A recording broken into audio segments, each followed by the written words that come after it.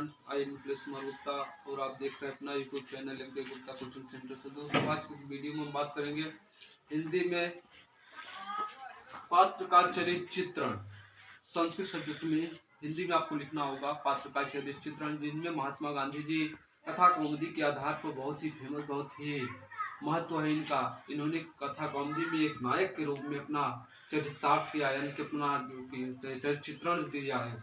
इनको हम महात्मा गांधी को पूज्य मानते हैं और ये हमारे मात्र पूज्य हैं।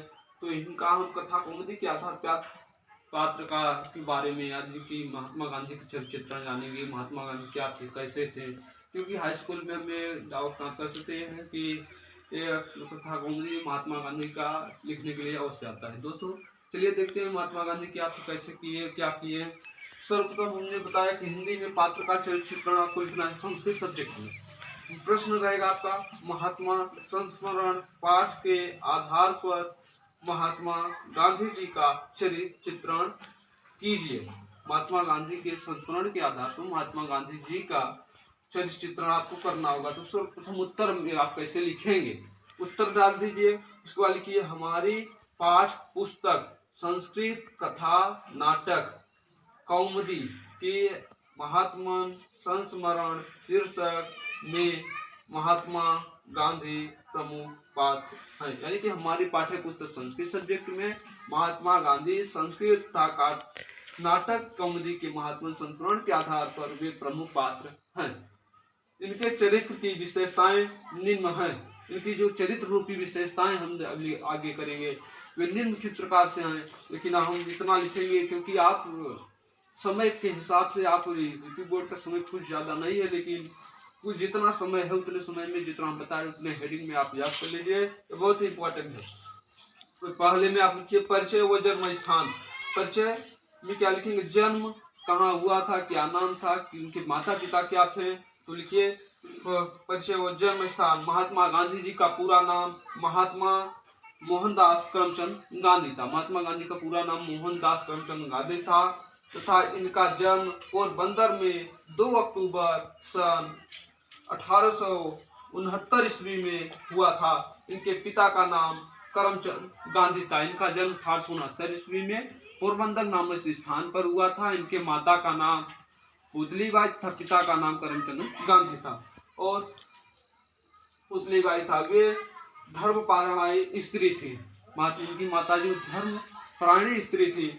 और आगे आप लिखेंगे, जिनका प्रभाव गांधी जी के चरित्र पर बहुत प्रकार से पड़े। दूसरा लिखिए सत्यवादी। महात्मा गांधी बहुत ही सत्यवादी थे।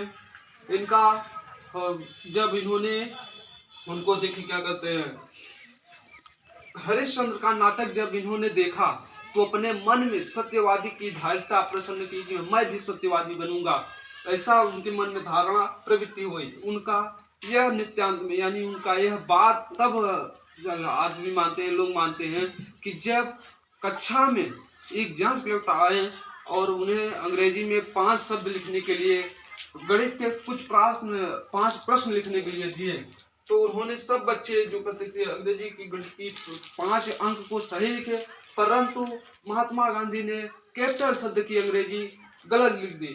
उनको श्यामपट में उनके अध्यापक जो थे उन्होंने समझाया कि कैपिटल शब्द की अंग्रेजी इस प्रकार से लिखिए, लेकिन उन्होंने बात नहीं मानी।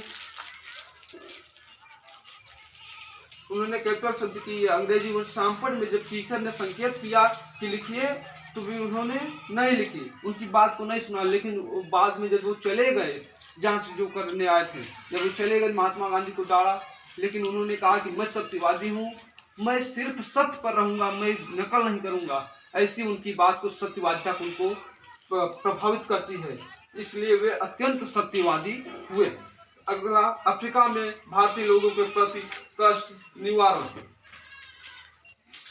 सन 1893 ईस्वी में गांधी जी दक्षिण अफ्रीका गए। सन 1893 ईस्वी में गांधी जी दक्षिण अफ्रीका गए तथा अफ्रीका के नेता नगर में उन्होंने गए तो उन्होंने देखा कि अफ्रीका भारतीय लोगों के प्रति अत्यंत कष्ट था। तो उन्होंने उनके लिए देशवासियों से, अपना देशवासियों देखा कि इन कपड़े और इच्छा पैदा कर दी। उन्होंने भारतीयों को एक सूत्र में बांधा, उन्हें प्रेम और प्रेम का व्यवहार की मतलब बात बताई तो उन्होंने प्रेम का आत्मबल संदेश दिया। अगले में आप लिखेंगे उग्रवाद का विरोध। महात्मा गांधी आजकल के समान ही गांधी जी के समय में भी उग्रवाद का समय था। वे उग्रवाद एक कठिन समस्या के रूप में उपस्थित था तथा मानव मात्र को अपमानजनक तल्ले से दबाया जाता था और उन्हें जोर के साथ दबाया जाता था तथा उनके कोड़ों से भी पीटा जाता था।